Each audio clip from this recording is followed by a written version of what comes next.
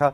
एक साहब ने हमसे रब्ता किया था और बहुत उन्होंने एक इंटरेस्टिंग अपनी सिचुएशन बताई थी। उसके बाद हमने सोचा कि खुलाक पे पूरी बात होनी चाहिए कि वो मुल्क से बाहर थे और उनकी अहलिया ने जी। उनसे खुला ले ली, वो डॉक्यूमेंट चला गया, रब्ता ख़त्म हो गया और इनको नहीं पता चला। और ये फिर जब 1 साल बाद गालिबन कुछ ऐसी जी, कहानी थी कि वापस आए तो इनको पता चला जी आपकी तो अब शादी रही नहीं है। तो ये कह रहे हैं कि मैं क्या किसी कोर्ट में जा सकता हूँ उस वकील के खिलाफ या उस पूरी सिचुएशन, बिकॉज मेरे से तो मुझे तो पता ही नहीं चला। इसमें इस वक्त क्या सिचुएशन? इसमें दो सिचुएशंस हैं। एक सिचुएशन तो ये हुई कि गलत एड्रेस लिख के खुला की डिग्री पास होगी। अब जो ख़वातीन खुला, हमारी बहनें खुला ले रही हैं किसी भी मजबूरी के बायस, उनको चाहिए कि सिर्फ कोर्ट से खुला की डिग्री ले लेना काफ़ी नहीं है।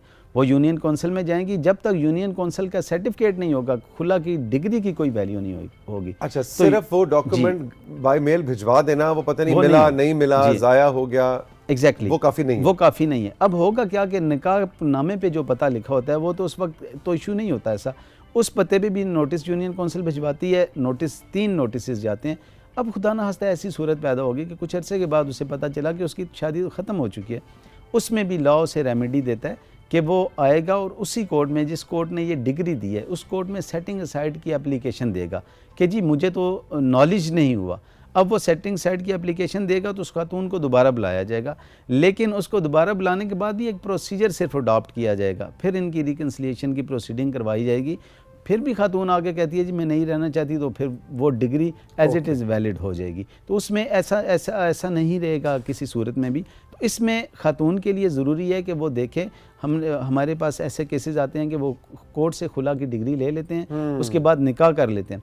निकाह करने के बाद ये होता है कि खुदा न खास्ता जो फर्स्ट हस्बैंड होता है वो आके क्लेम करता है कि मेरी मैरिज भी इंटैक्ट है। उस सूरत में लाहौर हाई कोर्ट ने ये फैसला दिया, उन्होंने कहा कि जब तक यूनियन कौंसिल का सर्टिफिकेट जारी नहीं होगा उस वक्त तक खुला की डिग्री इफेक्टिव नहीं होगी। सिमिलरली तलाक का भी यही है कि तलाक के लिए भी, तलाक अगर ज़ुबानी हो भी जाती है शरन तो वो दोबारा निकाह कर सकता है, लेकिन कानूनन उसे सर्टिफिकेट यूनियन कौंसिल से लेना लाजमी होगा। तो ये एहतियात बहुत ज़रूरी है। हम थोड़ी सी दिलचस्पी अगर इसमें ले, कोई भी ऐसे खुदा न खास्ता मामलात में जिनको पेश हैं ऐसे मामलात, वो ये एहतियात ज़रूर करें कि खुला कोर्ट से लेने के बाद सर्टिफिकेट प्रॉपर लें और सर्टिफिकेट के बाद से ही आपकी खुला। कंक्लूड करूँगा मैं एक बात, बच्चियाँ खुदा न खास्ता जब शादी हो जाती है, हमारे यहाँ एक रिवाज है कि वो कहा जाता है कि बेटा अब तुम्हारा जनाजा ही वहाँ से निकले। इस सूरत में खुदा न खास्ता कहीं अपनी बच्चियों पे तवज्जो दें, कहीं वो किसी जुल्म का, वो किसी जालिम भेड़िए का शिकार तो नहीं। खुदा न खास्ता ऐसी सूरत हो तो बिल्कुल हेजिटेट ना करें, अपनी बच्चियों को प्रोटेक्ट करें। इससे पहले कि बच्चियों के जनाजे या बच्चियों के लाश पे जाके आपको रोना धोना पड़े, बच्चियों से कांटेक्ट करें और जैसे भी ऐसा हो आपको लॉ उसकी प्रोवाइड करते हैं। और यकीन करें ये दोनों शरई और कानूनी दोनों हवालों से बिल्कुल जायज़ है। जो खुला है वो खातून का राइट है, उसे मरने ना दें, वो उससे जुल्म देखें। सिर्फ अगर खुदा न खास्ता ये ऐसा नहीं करती और वहाँ पे जुल्म बर्दाश्त करती है तो आप यकीन करें अगली आने वाली सारी नस्ल इससे इफ़ेक्ट होगी। उनमें भी ये सारे मसाइल जो पेरेंट्स के दरमियान होते हैं ये वहाँ तक ट्रैवल करेंगे। तो मेरी सब दोस्तों से ये है कि अपने बच्चों पे, अपनी बच्चियों पे, अपनी बहनों पे तवज्जो दें। अगर कहीं किसी जगह हैं कोशिश करें रिकन्सिलिएशन की, अगर फिर भी नहीं होती तो उनको बिल्कुल बेयारो मददगार ना छोड़ें।